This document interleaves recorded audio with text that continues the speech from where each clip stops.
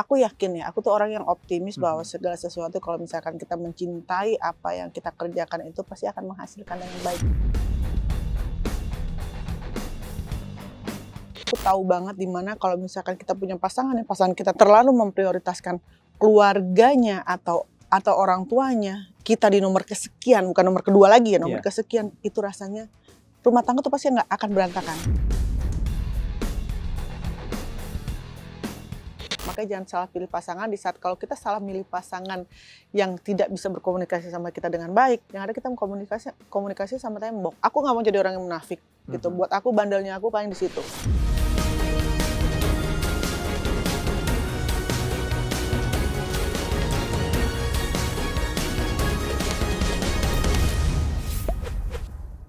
Pemirsa cumi-cumi.com, saat ini kita tetap kembali di spesial interview di mana kita tampilkan pada saat ini adalah seorang artis, pengusaha juga yang di masa lalu banyak dikenal, termasuk juga pesulap juga, yaitu Mbak Kalina Oktarani. Nah, Mbak Kalina Kasih udah Oktarani ini inviting. sudah bersama dengan saya dan kita akan membahas kehidupan Mbak Kalina yang sekarang.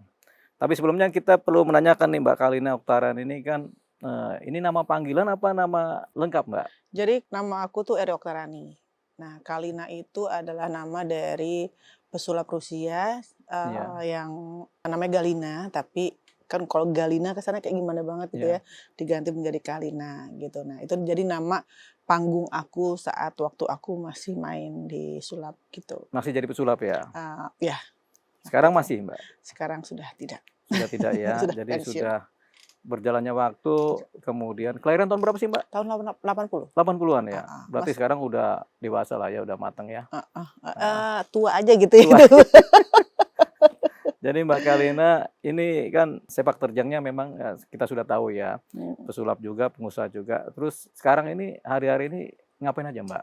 Jadi itu sekarang gini, sebelumnya kan aku di properti kan, Iya, aku jual beli rumah, tapi pas lagi saat COVID kemarin semua bukan hanya properti aja, pasti semua orang yang bekerja dalam bidang apapun itu pasti kena efeknya kan. Nah saat itu akhirnya aku agak gulung tikar nih untuk si properti mhm, ini. Nah akhirnya bikin bisnis kecil-kecilan sama adik aku, sama teman-teman aku. Nah sekarang apa sih yang aku mau lakuin? Aku bikin es teler Sultan Mama Kalina gitu. Baru mulai tuh di 11 Agustus kemarin.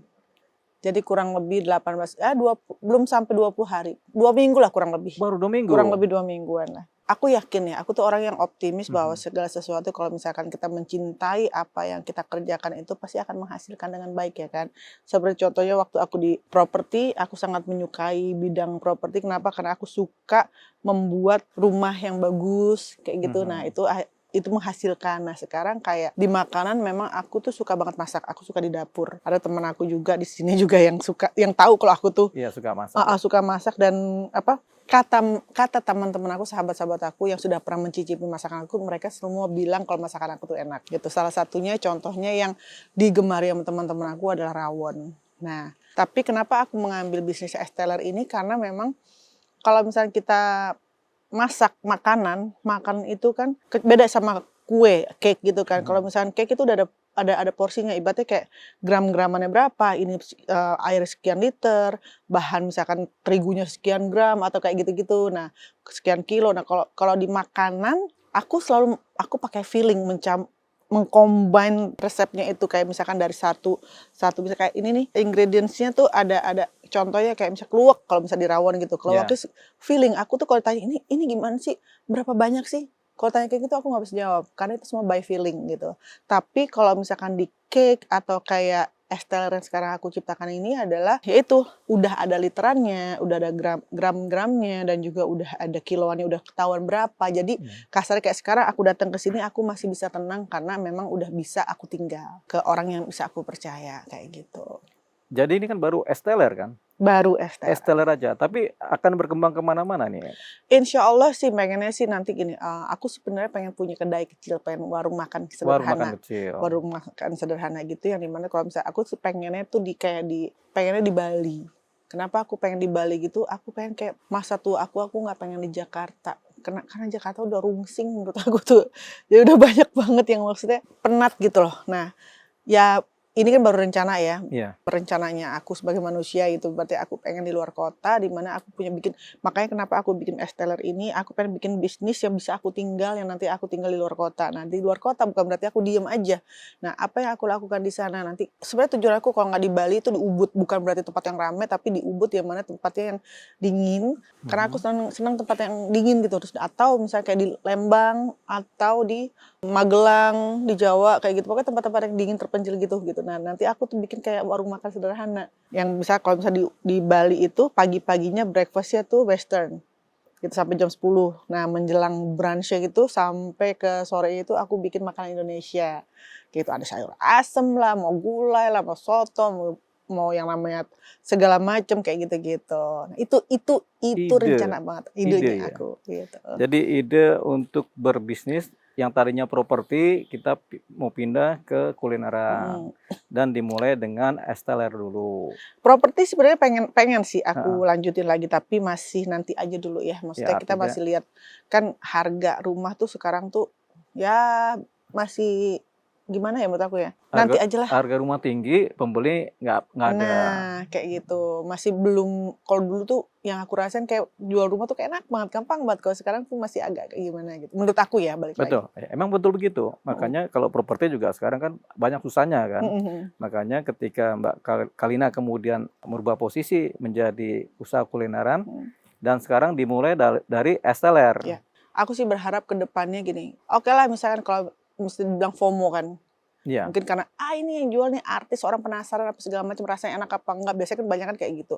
Tapi aku insya Allah aku akan selalu mencoba untuk konsisten dengan rasa. Dan kalaupun ke depannya misalkan tidak seramai sekarang dalam arti antriannya udah kayak ular gitu, tapi aku yakin suatu saat ke depannya itu ramai tapi bukan berarti yang harus nunggu sampai berjam-jam kayak gitu.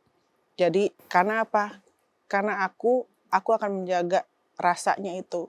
iya, Biasanya kan orang-orang nih kalau bikin sesuatu yang aku tahu ya, rasanya awal enak, terus udah gitu porsinya banyak, nanti ke depannya, oh gila harganya makin mahal atau apa gitu, karena bahan bakunya naik. Kalau aku akan bilang sama pelanggan aku, kalau misalkan bahan bakunya naik, aku akan bilang ini saya naikin harga. Harga misalnya kayak sekarang esteller aku harga dimulai dari 13.500 sampai 19.500 which is menurut orang tuh murah sekali gitu. iya, Dan aku akan bilang kalau misalkan memang ini harga bahan baku yang naik ya aku akan naikin juga harga, tapi masih yang masuk di akal. Paling naiknya cuma 1.000, 2.000 kasar gitu, yang masih orang ngeliatnya, oh iya memang masuk di akal gitu, bukan berarti harga dari 19.500 tiba-tiba menjadi 2 kali lipat, nggak gitu.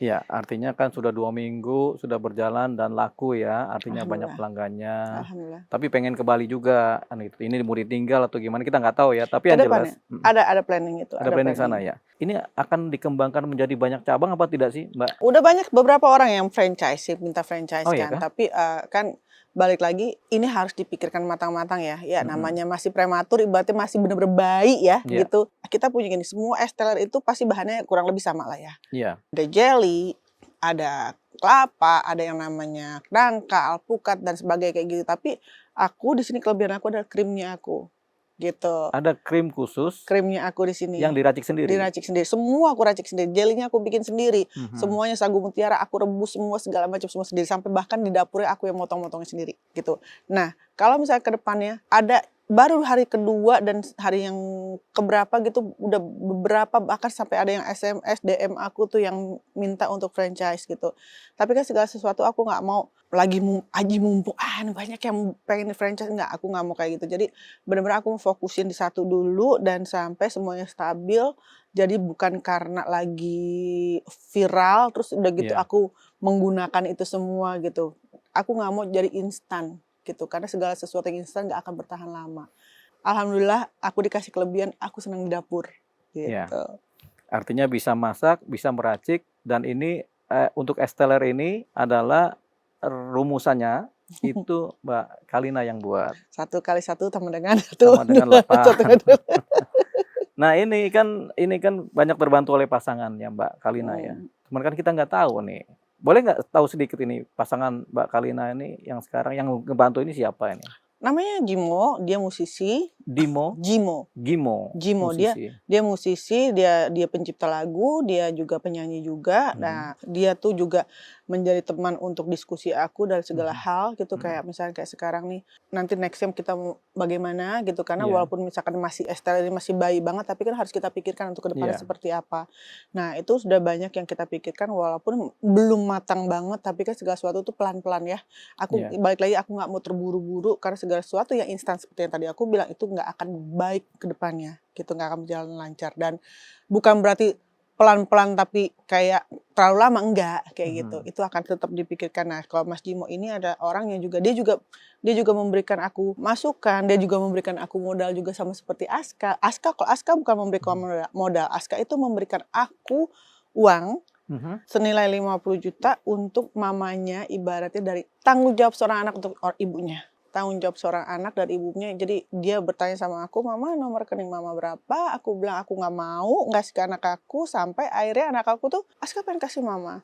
Ini adalah bukti salah satu awal dari ibaratnya tuh kayak baktinya anak ke orang tua, kayak gitu. Tanggung jawab anak ke orang tua awal gitu. Nah, aku bilang, "Nggak usah sayang, mama masih ada, insya Allah mama masih punya." Enggak, mama mau, Aska mau minta nomor rekening mama. Ya udah, aku pikir, ya udah anak 19 tahun ngasih uang ke mamahnya 50 juta. ternyata alhamdulillah 50 juta, dan itu buat aku bukan nominal uangnya sih. Betul. Tapi sebagai orang tua, anak ingat sama orang tua aja orang tua udah bahagia gitu. Makanya itu bikin aku ngerasa, Masya Allah, alhamdulillah banget lah anak aku tuh bisa ngasih ke orang tua. Nggak perlu banyak, tapi aku udah bersyukur gitu. Kalau aku pribadi ibaratnya gini, aku nggak mau nyusahin anak aku. Makanya kenapa aku mikir bisnis selanjutnya ke depannya itu karena memang aku tidak mau menandahkan tangan aku ke anak aku gitu. Kalau bisa aku yang ngasih ke anak, bukan anak yang memberikan ke aku gitu. Kalaupun aku tidak bisa ngasih ke anak aku, paling tidak aku tidak menyusahkan anak aku gitu. Anak itu bukan aset. Anak itu bukan sesuatu yang ibaratnya kalau orang zaman dulu banyak anak banyak rezeki. Iya, anak itu rezeki memang, tapi bukan berarti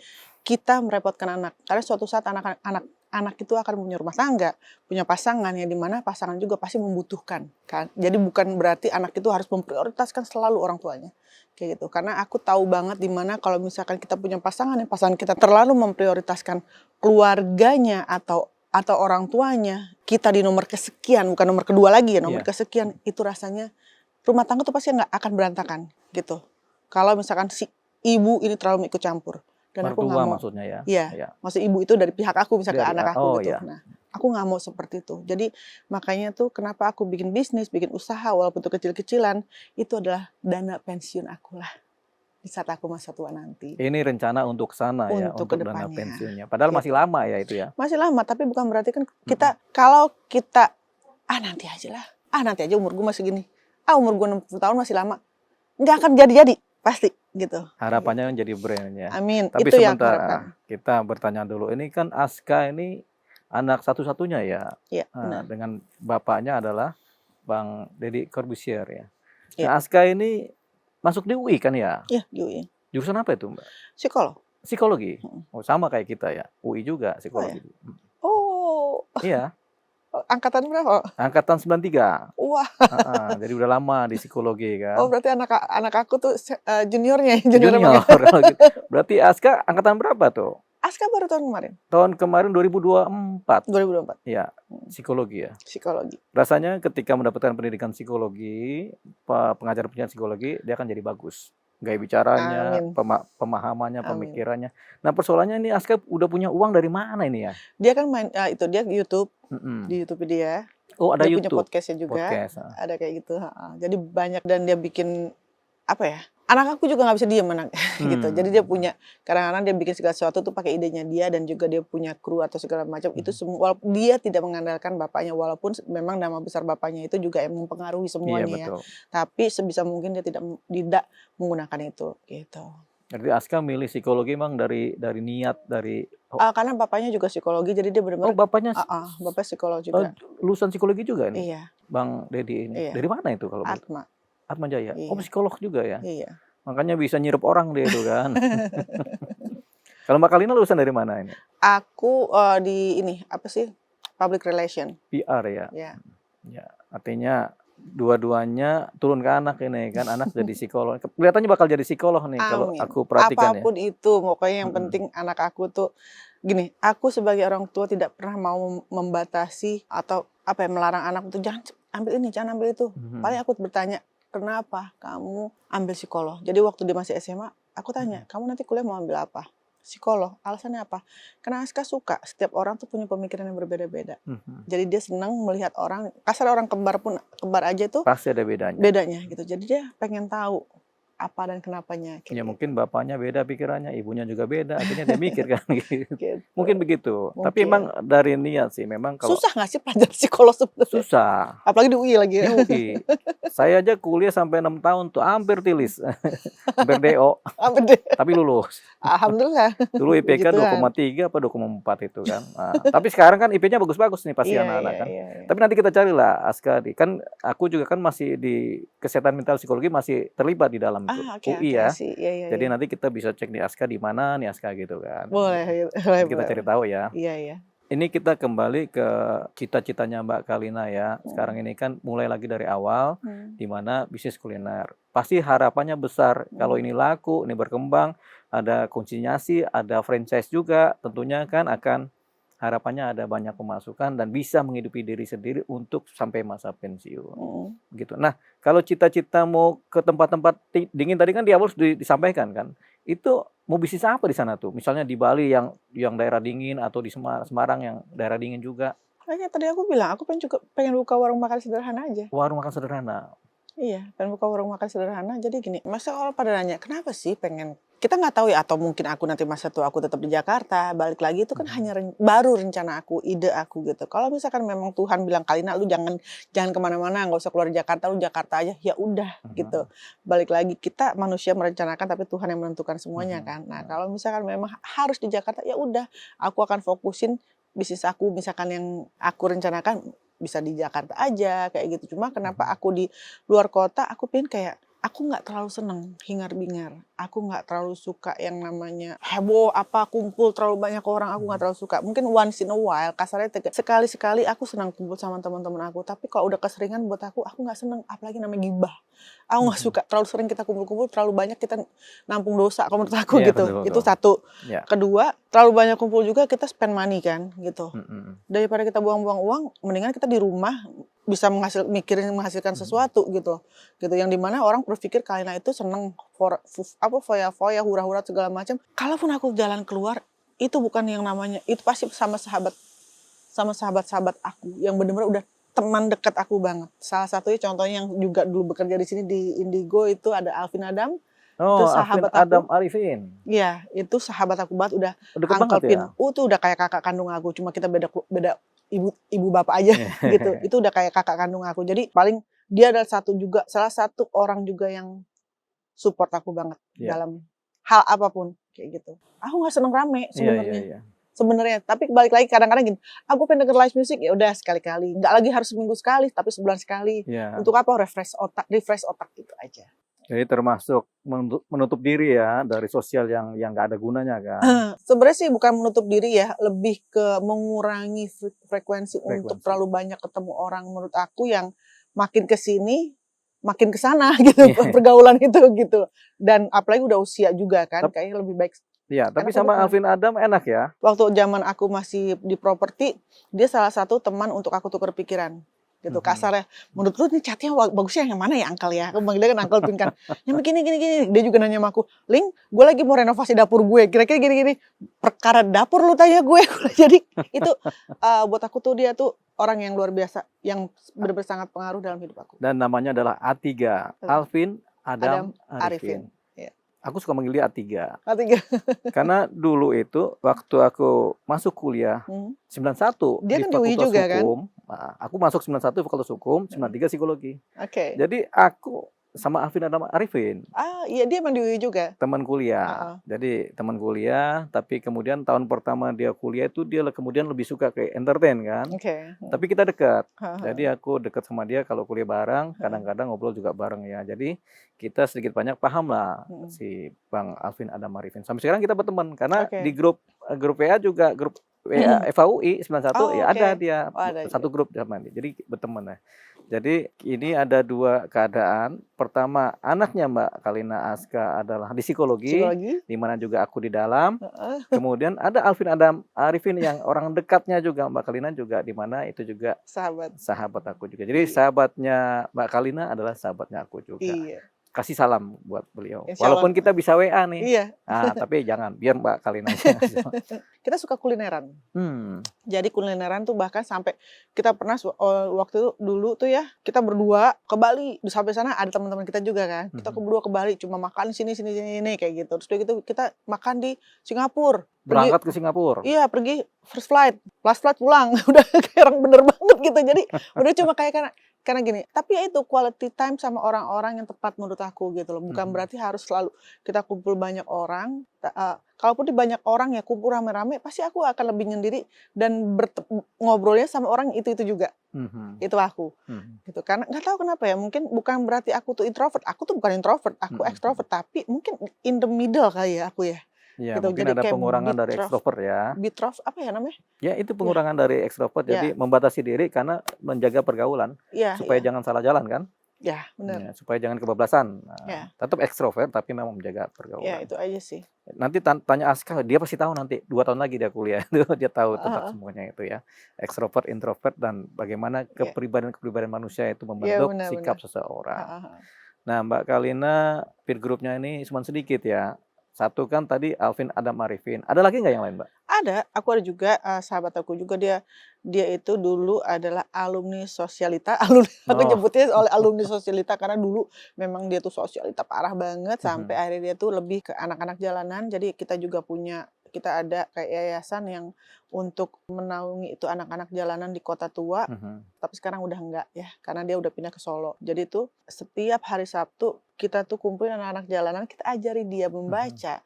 Kita jadi ada kelasnya, ada kelas bunga, kelas pelangi, apa kayak gitu tuh. Terus jadi dari batasan umurnya. Di situ kita tuh kasih pelajaran buat mereka. Kadang-kadang maaf ya kan anak-anak jalan itu agak sedikit dia punya attitude-nya kan beda gitu kan. Keras kan kehidupannya mereka kan. Nah, disitulah kita ajari mereka kayak gitu. Bertahun-tahun aku sama dia namanya Ani Kusuma Dewi. Ani Kusuma Dewi. Gitu. Jadi aku sama dia tuh tiap hari Sabtu dan Minggu waktu itu sempat kalau Minggu tuh di Taman Ismail Marzuki, tapi pas kalau hari Minggunya tuh udah nggak terlalu sering, tetap yang di Sabtunya. Dari pindah di depan kantor pos, kehujanan, kita kepanasan, kadang cuma pakai terpal, sampai akhirnya kita dikasih di salah satu bank apa gitu ya, kita jadi nggak kehujanan kalau ada hujan kayak gitu. Terus dari gitu sama dia juga Yayasan Trikusuma Bangsa namanya, nama yayasannya. Kita tuh kalau misalnya ada bencana alam, bukannya kita berharap ada bencana alam ya, tapi kalau setiap ada bencana alam, insya Allah kita datang ke sana, kita memberikan kayak sumbangan, bukan hanya sumbangan aja, tapi kita juga memberikan kayak trauma healing, kayak gitu. Kita ada trauma healing dan juga ada kayak misalkan di sana tuh ada dapur umum, jadi kita masak bareng-bareng sama orang-orang di sana kayak gitu. Jadi kayak waktu pas lagi contoh di Lombok, waktu gempa Lombok, itu 2 kali aku ke sana ke Lombok dan itu pakai uang pribadi, kita nggak ada dari mana-mana, kita benar-benar sendiri gitu. Terus kayak waktu pas ke Sulawesi di Petobo, Palu, Donggala, kita ke sana juga waktu pas lagi gempa dan tsunami kan gitu. Sebenarnya tuh waktu berapa hari setelah kejadian gempa itu kita mau ke sana, tapi ada salah satu tim kita yang bilang jangan, karena ini masih banyak banget yang namanya maaf ya jenazah-jenazah yang ada di pinggir pantai apa segala macam, dan juga itu buat keselamatan dan kesehatan kita juga gitu. Tapi ada di atas 2 minggu baru kita bisa ke sana, dan itu benar-benar kita tuh yang aku tuh gak tau ya, aku bersyukur banget karena mungkin karena niat kita baik untuk menolong orang, sampai sana kita ditolong sama orang.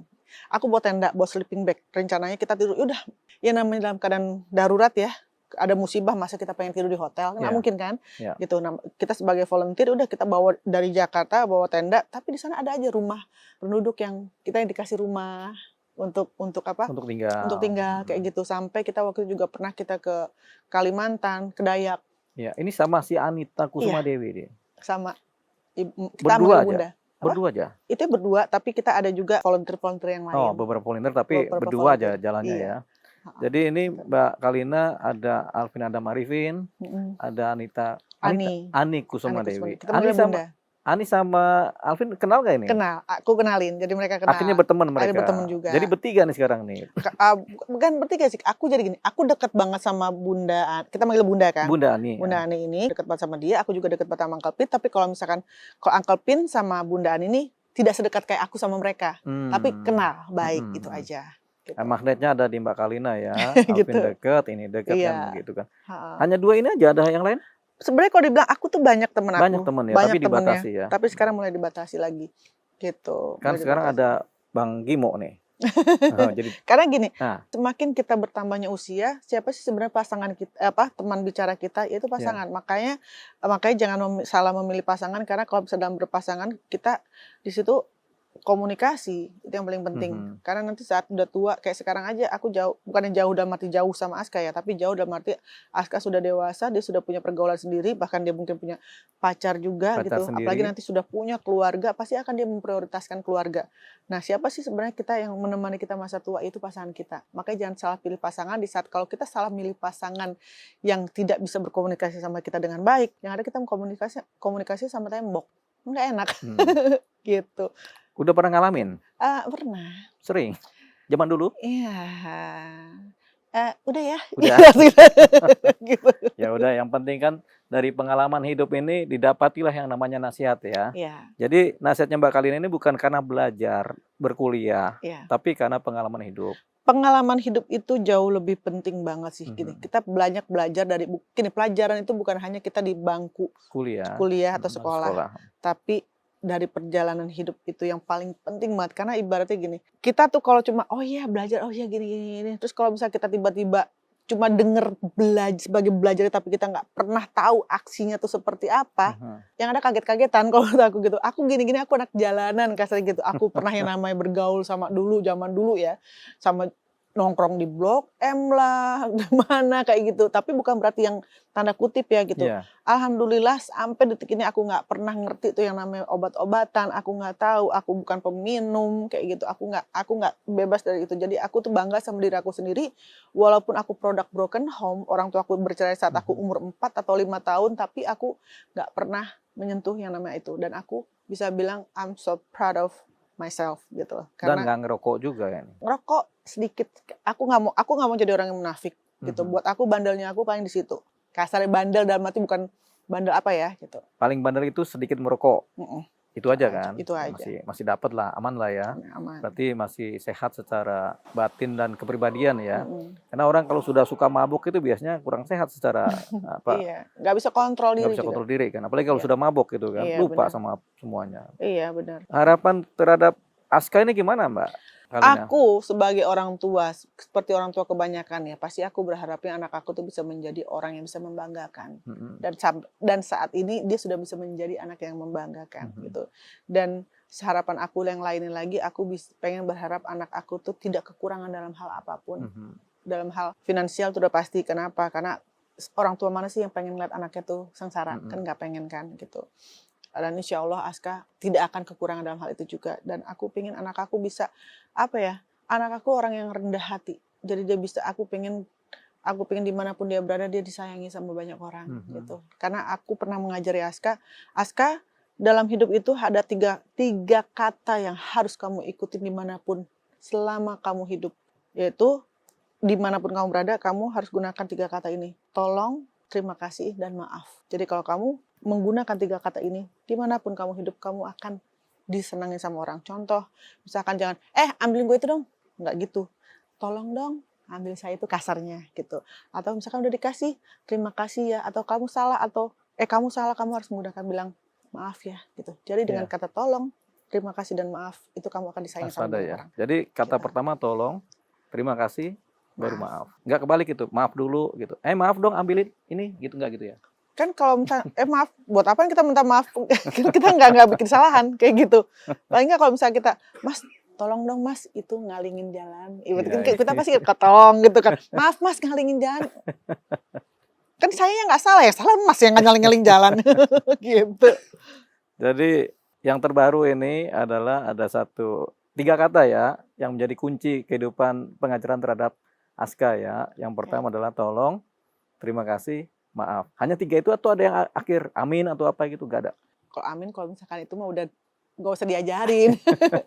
Tapi kan gini, aku merasa aku bukan orang tua yang baik dan sempurna untuk anak aku gitu. Banyak hal yang aku lewati dalam proses pendewasaannya Aska gitu. Tapi di saat aku pisah sama papahnya, Disitulah ada, kalau aku sekali-kali bertemu dengan anak aku, ada hal-hal yang aku selalu ajarin sama dia. Aku selalu bilang sama dia, Ca, jika kamu pacaran nanti, kamu sudah tidak suka sama perempuan itu, rasa sayang kamu berkurang, kamu lebih baik kamu bilang sama dia, lebih baik kamu putusin hubungan kalian berdua daripada kamu nyakiti dengan cara kamu berselingkuh. Karena dengan kamu berselingkuh itu, kamu menyakiti dia double. Tahun selingkuh, terus itu pisah. Jadi udah selingkuh disakit, terus putus juga sakit. Aku bilang gitu, lebih baik kamu ngomong sebelum kamu ke yang lain, misalkan kamu hati kamu ke yang lain, lebih baik kamu jujur, aku nggak bisa lanjutin ini, sedih, udah gitu. Jadi sakitnya nggak berkali-kali gitu. Karena mama, di saat kamu menyakiti atau kamu membuat wanita menangis, itu sama aja kamu membuat mama kamu nangis, karena mama ini perempuan dan mama tahu bagaimana perasaannya perempuan. Gitu. Perasaan perempuan itu sangat amat ringkih sebenarnya gitu loh. Kasarnya kayak aku, orang pada bilang, Kalina udah kayak Wonder Woman banget ya, bisa ini, bisa ngatasin apa segala macam sendiri. Tapi saatnya kita pulang ke rumah, ada saatnya kita pengen kayak lucuti semua yang di luar itu, kayak kasarnya gue bisa nih yang namanya manjat genteng, benerin genteng sendiri, genteng bocor gue bisa, yang namanya ngangkat galon apa segala macam, atau di luar siapapun gue nggak takut apa segala macam. Tapi pas masuk rumah, masuk kamar, kayaknya tuh predikat itu semua kita pengen lepas. Dan di saat kita lepas semuanya itu, ada siapa sih? Ada orang yang bisa merangkul kita, itu pasangan kita kan. Nah, jadilah orang yang bisa bertanggung jawab terhadap pasangan kamu. Dan aku pengen banget, dan aku yakin Aska bisa menjadi laki-laki seperti itu, bertanggung jawab dan bisa mengasihi pasangannya. Apalagi pendidikannya psikologi kan, jadi dia menganalisa orang juga tajam nanti kan. Harusnya. Kemudian introspeksi ya kepada diri sendiri juga kuat juga ya. Nah, harapan Mbak Kalina di masa depan dengan pasangan yang sekarang bagaimana, Mbak? Aku berkali-kali aku gagal, dan aku tidak mau menunjuk orang lain bahwa itu adalah kesalahan mereka. Karena di saat telunjuk kita mengarahkan ke orang lain, jari yang lain menunjuk ke arah Kalau diri menunjuk kita. kan begini aja, Mbak. Ya Superman dong. Guys, Superman gini ya. Hitler gitu. Jadi di saat aku kemarin itu balik lagi pelajaran dalam hidup aku ya. Banyak kesalahan dan kegagalan yang pernah aku lewati gitu. Jadi sekarang aku akan lebih hati-hati lagi. Makanya kayak aku sama Mas Jimo sekarang, ada nggak sih niat mau menikah? Pasti ada gitu. Tapi balik lagi aku nggak mau terburu-buru. Aku pengen dia lebih mengenal siapa aku, karena seorang Kalina yang sekarang dia kenal ini adalah Kalina yang sudah melewati proses 45 tahun kehidupan yang asin, asem, manis, semua pedas semua udah dirasain gitu kan. Jadi bukan anak belia yang baru tahu meletek hidup gitu loh. Jadi benar kayak aku keras. Kalina itu sekarang keras, tapi kerasnya dia bukan berarti dia nggak bisa dikasih tahu, nggak bisa diingetin gitu. Kalina yang sekarang itu adalah Kalina yang dia butuh sesuatu yang kalau bisa dikasih tahu, misalkan ya, sayang jangan kayak gini, misalkan gitu, kamu jadi kayak gini, alasannya apa? Nggak boleh gue begitu. Biasanya kalau yang anak-anak yang baru pacaran, oh iya sayang aku nggak gini, udah bukan gue lagi tuh kasarnya gitu. Karena dengan sudah melewati banyak hal, aku akan yang masuk logika aja deh.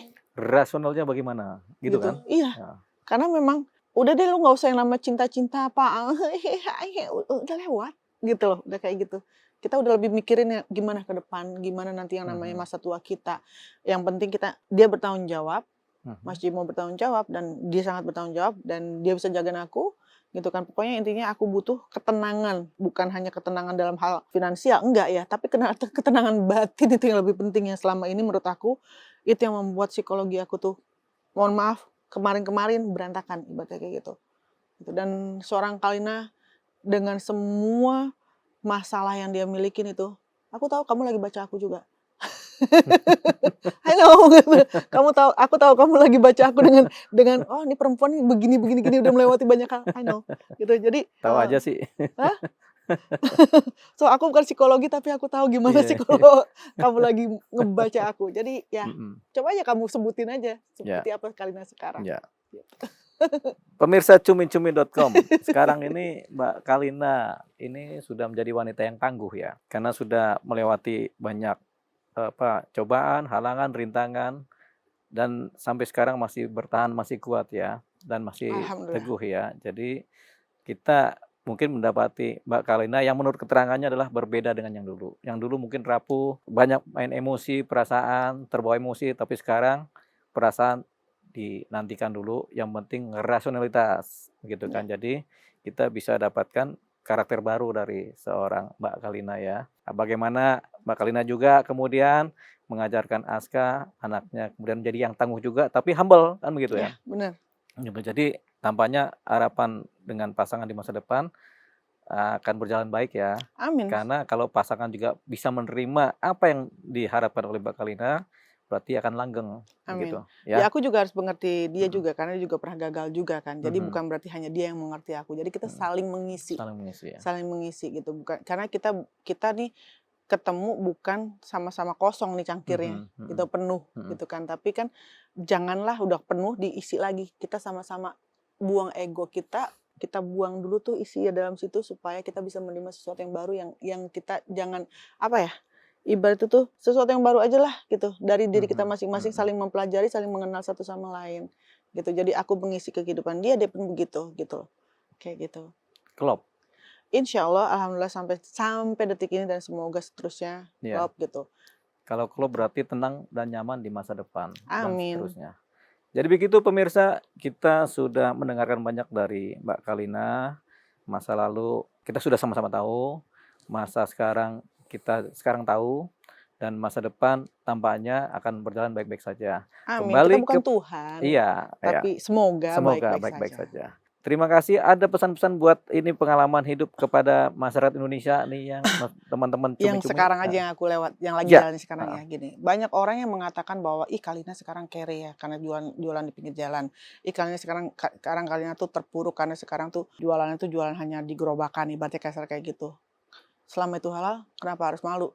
Hilangin gengsi, hilangin rasa malu. Kenapa? Kalau kamu masih gengsi dan malu, perut kamu akan lapar. Itu aja. Dan selama itu tidak menadahkan tangan ke orang lain, lakuin apapun itu yang selama itu baik. Pokoknya hilangin semua rasa malu dan gengsi. Lebih baik kita jualan es teler daripada kamu jual diri. Terima kasih pemirsa cumi-cumi.com. Sampai ketemu di episode selanjutnya. Terima kasih. Terima kasih sudah menonton. Jangan lupa like, komen, share, dan subscribe video cumi-cumi.com.